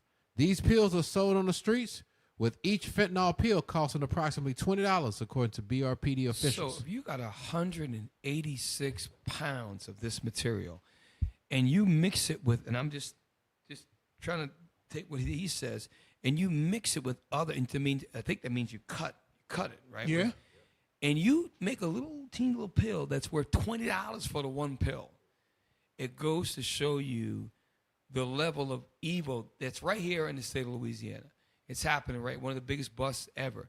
This is why it goes to show you that we as the Israelites, we cannot be involved in drugs, in manner of evil and sin. We have to keep our eyes and watch and pray, be watchmen. We got to get our spirits right. We got to be the light. There should be no Israelite named in drug use, in drug pushing, in anything. We should be the first to, eventually we're probably going to get into helping people. I think Captain Paolo spoke about the men's conference, about helping people when they get off of we want to have a place to be able to funnel them to help get them cleaned up, rehab. So it's definitely a problem with our people, because earlier in the summer when we were in South Carolina, at one of the camps, they had a young man that we think he was on fentanyl. He actually passed out, and our medical team revived him with the Narcan. I heard about that. So, and this is the thing. There's so many of our people who are depressed. Earlier, they said that, what do you prioritize, eating or having a home? And many people are just getting by with 2 incomes in a house. So what they do is they escape with drugs because it's an outlet that alters their reality. But when they come back down, the reality's worse. So a lot of blacks and Hispanics and a lot of Native Americans are very downtrodden, and drugs is a temporary relief for them. And we've got to teach them that there's a better way. So this is why our job is so important. Radio shows like this, going out and teaching, going to different parts of the earth, because we understand as Israelite men that we have the tools we need to fight sin in this kingdom. And if you on drugs, we about the next article, if your mind is so jacked up that you're gonna dress up in a dress and run down, let's go to that next. Right here in New Orleans, it happened like a month ago or something. Shemaiah posted this. I said, my wife actually posted this. She says, you should go over this. I said, all right, let me look at this. Shout out to Captain Shemaiah. Thank you, babe, for the article. If you're watching, I appreciate it. She does send me stuff.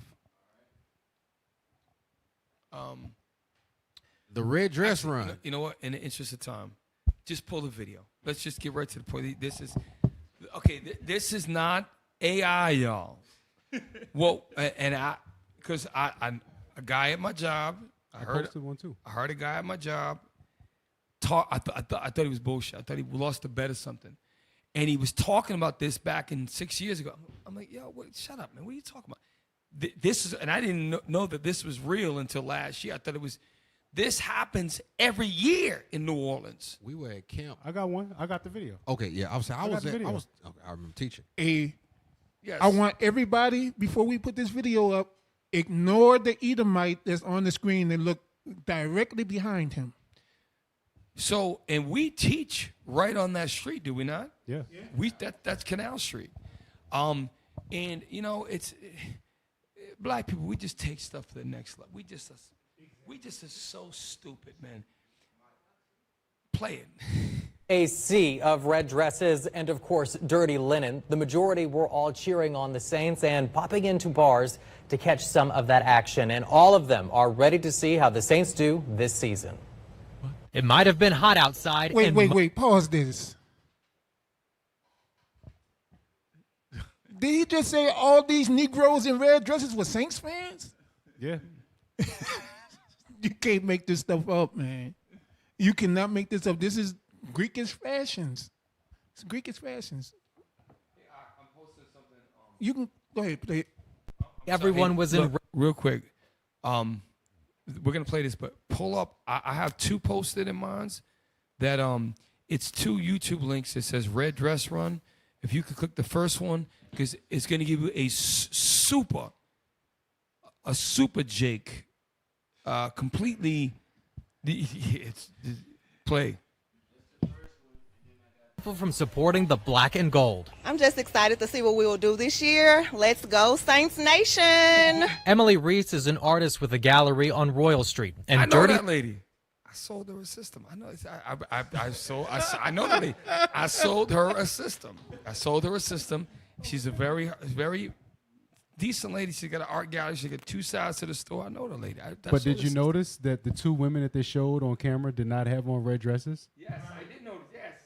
The black woman said, "Let's go Saints Nation." She had on a blue outfit. She is a Saints fan. She has on a colorful dress, looks like. But the Negro, the man, you know what I'm saying? Tyrone them. I had an encounter, but I want the video to play. I'm going to tell you my encounter. Coon train. Night brings a different feeling. It's loose. It's an opportunity for all the galleries here to enjoy tamales, baby! Hell yeah! The French Quarter buzzed with that. They got y'all too. First preseason game. Red dress run stragglers, people with dirty linen tossed on, and Saints fans like Julia Denny hit the streets. Beautiful town, Yet beautiful again, people. Another woman I do. not in a red dress. Another woman not in a red dress. But you saw black men wearing red dresses. Play on. You see the pattern. Wish, though, Mr. Commissioner, if whoever picks our games, they should have more night games. Night game. Why More is that? night. Because I have to work on Sundays. She was first a Houston Texans fan, but it was a night waiting for an Uber at the former Harris Casino when she decided to just walk alongside a group of hoodads that changed her mind. And they openly welcome me, and I've been to like one game. And I get to work the next day, and I tell one of my coworkers about it, and he's like, well, just be a Saints fan. I'm like, well, I want to, but I have to get like, don't have to be like initiating. Go to the next one, if you can. So we're going to show you that just like the scriptures say that we are the salt of the earth, right? Well, if we got our seasoning in the wrong way, we are the worst. We got the most flavor, Israel. Yeah, we the most powerful, the most creative, but we are the most creative in our wickedness. Just watch it. You're gonna cringe. I cringe. Y'all gotta cringe. Play on.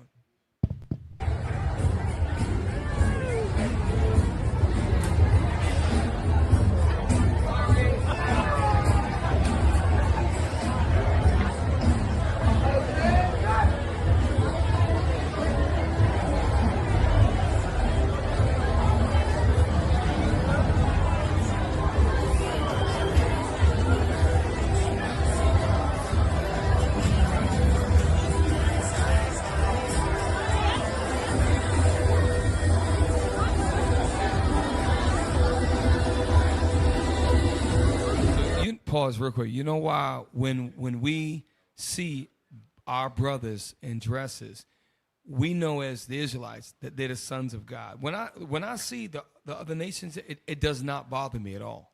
They don't have a God. They don't have laws that were governing and made for them. But when you see a brother, a Puerto Rican brother, a Dominican, a black brother, a native, and that, he looks so out of place because in his spirit he knows it's wrong. Even these brothers that are homosexual, they know in their spirit, they know deep down that that's wrong. Hey, can you get those two pictures that I posted? Yeah. This is from 2014. Go ahead. So the red dress run is akin to the decadence parade. Mm-hmm. It's another way to get the men in the dress, so they can start kind of feeling that way, so they can get on to being full blown out gay people. Sodom and Gomorrah. So this right here is from 2014. I took this picture. I was standing right next to these buff ass, crazy looking dudes in red dresses. Go to the next one. Northern Kingdom, you are not at all redeemed from this here, because you do it too. Northern Kingdom, right there with the red dress. Northern Kingdom always been a little bit off. His dress ain't even all the way red. It's kind of pink. Damn. Hey, get the TikTok. Get the TikTok. Because Michael was just saying how we was at camp. We was at camp and we had to deal with, this is the stuff that we got to deal with when we at camp. This was 2022. Oh gosh. So we was at camp. At camp when this stuff happened. Play. What's really going on in the world? We have to come back to what we're supposed to do as men. And these are the people that y'all want to save. The voice is Micah in the background teaching. Yes. Now, the crazy part is, Cap, there were people in the comment section defending them and attacking us. Leave them people alone. Would Christ worry about what you wear? Yes, he would. Yes. He would definitely worry about what I wear. Hey, get Deuteronomy 22, verse 5. We bring it out all the time. We mainly bring it out for the sisters at camp. But when you go into the origin of this red dress run, it actually started in California. And the rumor is, I thought it was, well, maybe they're doing it for cancer or something. I tried to figure out, maybe there's something that the woman was showing up for a race where she was supposed to run in a marathon or a 5K or some long distance. She got there late, and she didn't realize how late she was. So she ran the marathon in a red dress. So then other runners started to do it. And then what happened, because it was California, then it became a thing where then you had men starting to do it. And then it made its way to New Orleans and other cities. It's not even for a charity. It's not like fighting cancer. It's just a fluke. A woman was late, and now it gives our brothers who want to swing in that lifestyle an excuse and a license to sin. So read that, please. Deuteronomy chapter 22 and verse 5. The woman shall not wear that which pertaineth unto a man. We always bring it out of camp. It's like kryptonite to Superman. It's like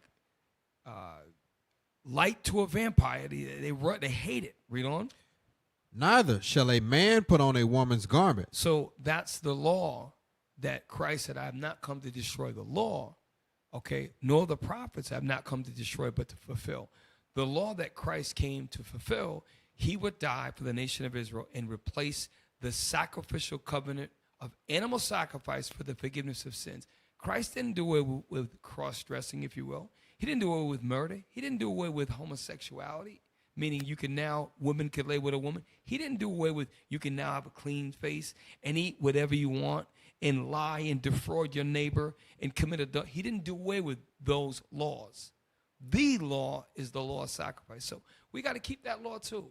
So all you brothers out there, who, if this gets shared, just repent of that, man. We all done stupid stuff in our life. You got to repent. You got to come out of that. Don't do that no more. All right. So it is. We're on time. So brothers and sisters, anything else y'all want to bring up about the red dress? We got about a couple more minutes. Anything else? I just want to touch on the fact that New Orleans has that spirit of homosexuality, gay. You got the red dress run. You got decadence, and you got Mardi Gras, and all them focus on sex. So if you got that spirit on you, might want to move out of New Orleans. Hey, I ain't gonna lie. You know, I know we make fun of Atlanta and Oklahoma and all these other different places. New Orleans has a culture of sodomite, sodomite activity. Even among growing up, like it's a jailhouse type of mentality because they got boys that dance like girls, and they got musical artists that are well known, and they are transgenders and they effeminate and they make music for other sodomites to do stuff, and they are on record talking about the men that they deal with in different projects in New Orleans. It's on record. Hey, do me a favor. Pull up Big Frida. Because I said to myself, Frederick. I said, who the hell is this? Frederick. Because I'm like, Big Frida. I'm so this. I thought it was so he is very celebrated down here. It's like he was a bounce rapper. The music is called bounce. So it's a bounce because you bounce your butt. But he was a bounce rapper, and he made like international fame years later. So this guy, Big Frida, I heard him on a talk show or something, and he's on radio infomercials and stuff. This guy is celebrated throughout the city of New Orleans. And Cap, a lot of the women, especially around my age and a little older, a lot of the women act like him. A lot of New Orleans women, you can get mad if you want, a lot of New Orleans women act like Frida. They act like what's the other one? Sissy Nobi. Oh gosh. Messy Maya. Y'all act just like them little punks. Y'all act like them. That's where a lot of y'all personality come from. Y'all act like them. And a lot of that comes from back in slavery. There's a movie, Eve of All Saints. Yep. You can look at that movie and you can see how they would take the black women to the balls and stuff, and they would mess over the men. And, of course, back they had orgy houses on the slave plantation. So it evolved through the years, and it's been here. Like I said, it's a spirit on New Orleans. Yeah. And it's sad, but our people got to overcome that. We got to repent. I remember we rolled through deep, like a couple hundred, Bourbon. We had to get tight around the streets. And it's a dark place, man. Crowded, dark, evil. And it's Bishop Kanai I mentioned, he said there's some old demons here. Yep. And called St. Anne. Yeah, yeah. And on Bourbon Street, it literally gets darker. Yep. The further you go into it, it literally, there's Gets less darker. light. Damn. So there's a street. St. Anne. We knew, those of us that was from New Orleans, we knew not to pass a certain club. Or if you saw that club, you turned don't around. don't go no further Hey, than Cap, that club. It's called Fat your Cats. spider sense should be tingling. Yes. And they used to have pylons in the road. They moved the pylons now. Yep. So you walk, because the front of Bourbon Street, you know, it's all clubs and partying, lights and stuff. And as you keep walking, because that's what people do, they just go walking up and down Bourbon Street, it's going to get darker. And you're going to see a little space where it's really not a lot of people. And then on the other side of that space is going to be a lot of people. That other side, don't go there. You will mess around and you will see some stuff that you really don't want to see. Hey, that street is St. Anne's. If you look down that street, there's a statue, but the way that statue casts its shadow, it looks like the Baphomet head. Bishop Kanai pointed that out when we was down there, and I was all my life, my first time seeing it. Yep. Because once you get down there, the key to Bourbon is if you get so toe up and you just go wandering, you don't know what you might find yourself doing at the end of the night. You might end up in antebellum too. You know what I'm saying? So those of us that are from here, you know, all right, time to turn around. I done took family members, took them on Bourbon Street. We was in the world, and it's like, hey, let's turn back around. They're like, nah, we got the rest of the street. I said, no, we need to turn around right here. This is the turnaround point. This is the end of the street. Yeah, they said, all right, well, I'm gonna just follow you. Don't do that. I'm telling y'all. And now I've been on Bourbon Street in 15, almost 20 years. Those of y'all that come to this city, don't go. And you find yourself on Bourbon Street, whatever you see and whatever you get, whatever happens, you deserve it, because we told you don't go there. Leave that place alone. That place is old and evil. Like Cap said, Bishop was talking about, that is old, evil spirits on that street. There was slave master partying going down that street. There was murders going down that street. Those of us that escaped from St. Louis Cathedral was killed and caught on that street. Yep. Don't do it to yourself. One street over, the Omni Hotel. That's where they sold the slaves at. Bourbon Street got its name because the slave masters would get drunk and rape our sisters on those streets and our brothers. That's why that silent spirit is stuck on that street. It was named after a man. I forgot his first name, but his last name was Bourbon. His last name was Bourbon, and that was his street. That was the street that everybody celebrated when they got the new product in. Because the port that the slave ship pulled up to is right around the corner from that. The river is right around the corner from Bourbon Street.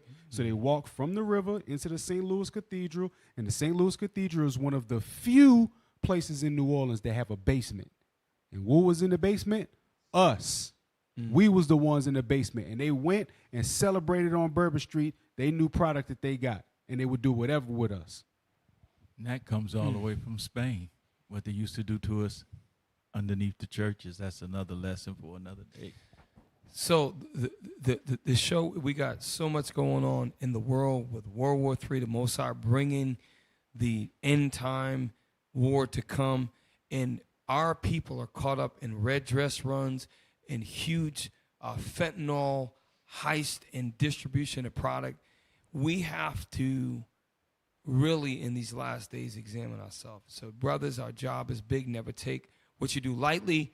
Never take the work you do. If it's a flyer mission, if it's teaching at camp, it's a blitz. If it's holding posts, if it's being an IT behind the scenes, video editing, whatever you do, do it the best you can. So, late night show, last section is the Lard back attack.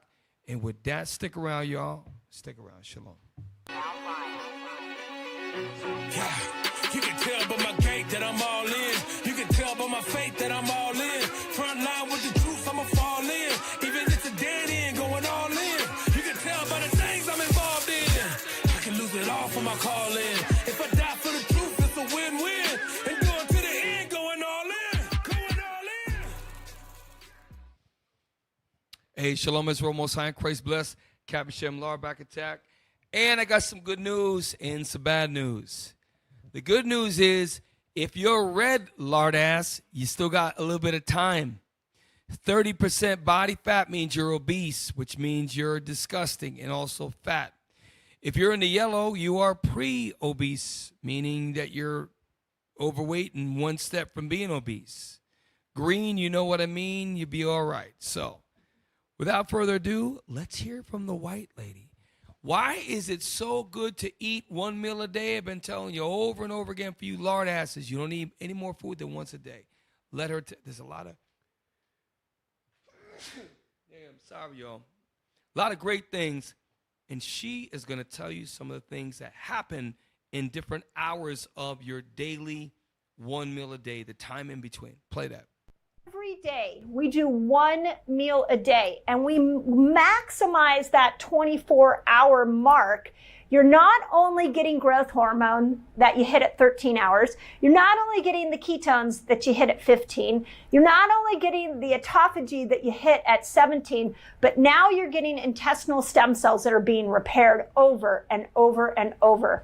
So pause. So why is this so important? I'm gonna make it plain. You take somebody that eats, let's say, let's break it down to 2,000 calories, right? So one person has a 600-calorie meal breakfast at 8 in the morning. At 12 noon, they have a 700-calorie lunch. And 6 p.m., they have a 700-calorie dinner. That's 2,000 calories, right? The same person that would eat the same amount of foods, which it would be kind of hard to eat that much, right? But let's just say he takes his time and he eats it 90 minutes. He waits nearly 24 hours with no caloric uptake, meaning he or she can have, sisters can do it too, water, anything non-caloric, water, black coffee, herbal teas, mineral water, or nothing at all. At that 24th hour, all these things begin to happen. You can help stem cells in your gut. A lot of us have problems with indigestion, and we have problems with our cells in our lining of our gut. Play it from the beginning, because this, I tell y'all can still work out. You can do one meal a day, work out, still gain a decent amount of muscle. You got to eat a pretty big meal, and you will not gain fat. You will be right where you need to be, and you can heal your bodies. This is what, she's a doctor. Listen to what she says again. Every day we do one meal a day and we maximize that 24-hour mark. You're not only getting growth hormone that you hit at 13 hours, you're not only getting the ketones that you hit at 15, you're not only getting the autophagy that you hit at 17, but now you're getting intestinal stem cells that are being repaired over and over and over. We also know at 24-ish hours that you start to get GABA that kicks in, so it calms you. We also know that around 24 hours, your dopamine receptor sites are starting to get rebooted and repaired so that you can feel joy again. We also know at a lot of times you'll see, there was one particular case where a man was going to commit suicide, and I forget, I saw it on a video, and what he did is he basically went and was going to starve himself to death in a room. So he went, locked himself, and he says, I'm just going to die. I'm not going to answer no phone calls. After about 3 days, he felt so damn good that he forgot why he was depressed. Because what happens is you begin to regenerate even in your brain. So after about 24 hours plus, the dopamine in your mind, the same thing that you social media brothers try to get, the same thing you trace with attention that you seek, you can get that naturally over the absence of food. So not only do you lose weight, but you, brothers and sisters, can heal yourself at a cell level. Play on. That it stimulates a part of the Krebs cycle that will help your body upregulate antioxidants. So that 24-hour mark is critical. Now, Again, we've covered 1 meal a day, healthy keto. I recommend that you brothers, and with me, this is more of a repetition. I can't really go over the same thing, and we're going to keep doing it. Get me Sirach 38 verse 4, and then get me Sirach 31:19. 1 meal a day can be linked together in the Bible. The book of Sirach, chapter 30. The book of Sirach, chapter 38, and verse 4. The Lord hath created medicines out of the earth, and there's something heavy behind that, because when you look at an animal, right? God gave us a law about, when you read in Leviticus 11, it has to have cheweth the cud, right? So what does that mean? That they're eating things from the ground. What did Esau do? I'm going to feed them soy grain and soybean product that's processed. This is why when we eat our meats, y'all try to, if possible, get grass-fed beef. There's a difference. Why? God made them designed to eat the grass, to get all of the phytonutrients and nutrients from the grass, and that gets transferred to you. So the meat that you eat, if you get eggs, let them be the chickens that get to run around in the field, okay? And they're pasture-raised organic eggs. There's a big difference. So not only the animals, the eggs or the beef that you eat, or the fish that you have, let it be a wild fish that was out in the sea. Not if you eat those, they're doing things from nature, if you will.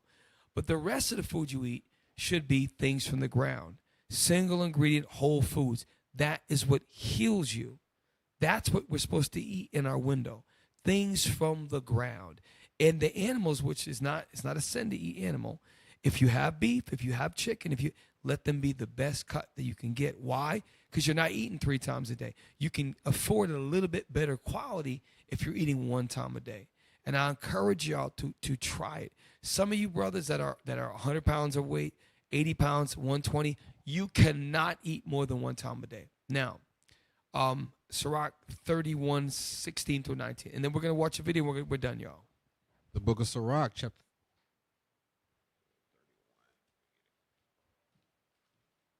Start with moderation. The book of Sirach, chapter 31 and verse. It might be 16 or so. It says, very little is sufficient for a man. Yes, sir.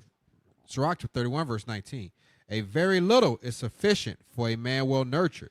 So that if you ate just a little teeny speck of food, you can't survive like that. It's talking about the quantity that you eat. You don't have to eat as much throughout the day. Because what happens is the standard American diet is, where did they get the term snack from? The word snack, was that around 300 years ago? A snack? Snack is a modern industrial marketing word. Snacks. So America is 3 meals a day, snacks in a thing called dessert, right? With 2 S's. A desert has 1 S, you don't want to be there. Dessert has 2 S's, is what you learn. So the average American eats between 3 to 5 times per day. That's wrong. That's not, you don't need to do that. Okay? Read it again, Officer Michael. We're almost done. A very little is sufficient for a man well nurtured, and he fetcheth not his wind short upon his bed. Now, with children, it's different. Children, they're not men yet. It's distinguishing between adults and children. Pregnant women's different. I'm not talking about pregnant women. I'm not talking about children. I'm talking about when we become adults, we're men and we're women. You need very little. 1 meal a day. Even those of us brothers who don't need to lose weight. At the very most, you should eat. At the very most is twice. At the very most, twice a day.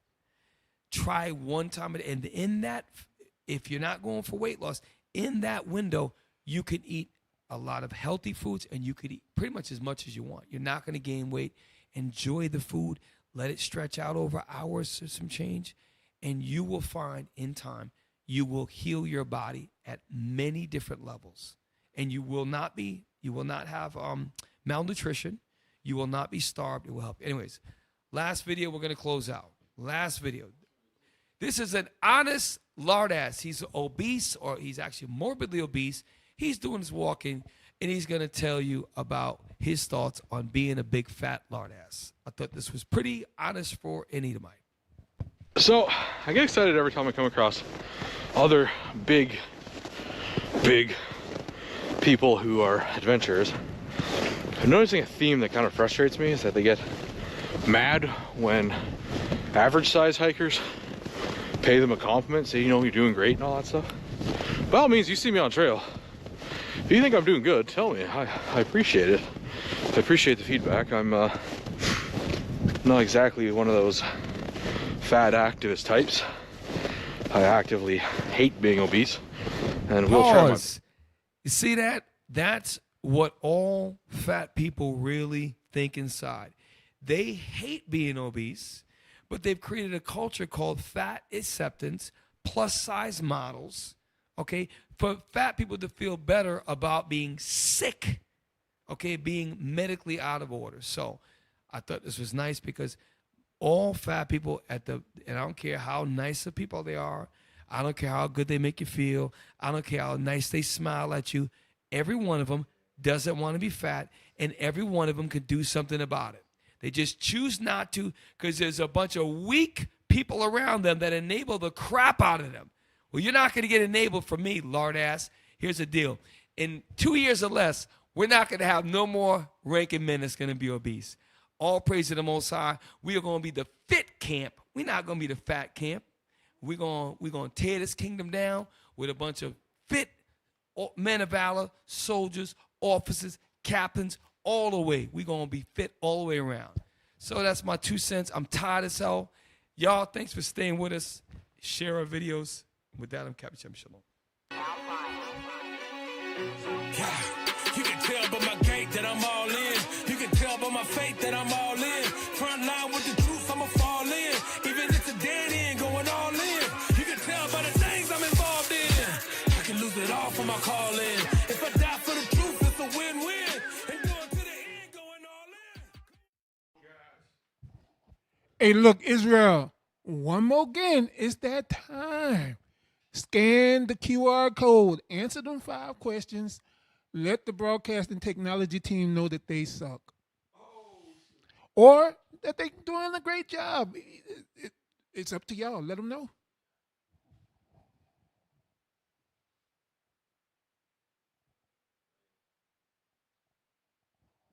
Hey, and while y'all at it, give alms.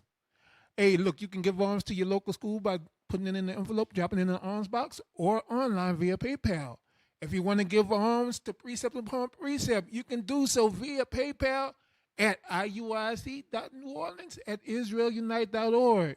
Also, make sure y'all give to the Booster Club. Y'all see us, we blitzing the world. Give to the Booster Club. That's how you can put your brick in to help us blitz the world. You can do so at iuic.fundraising at israelunite.org. Give alms, y'all, and it covers for a multitude of sins.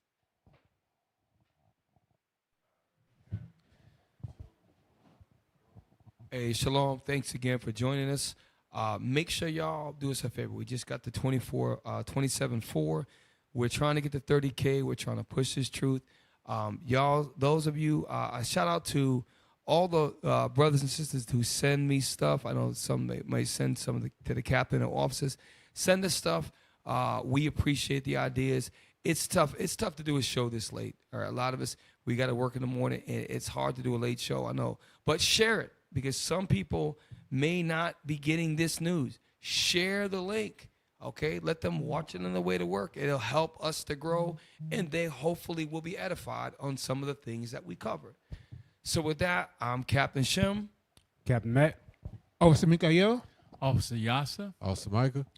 And with that, we're precept upon precept, and we say Shalom. There's a special place that I like to go when nobody's home to increase my understanding. My daily bread, that amazing. I'm talking about precepts. Precept on precept, line upon line, line. Precept on precept, line upon line. Fire, babe. I can't keep explaining, can't study for you.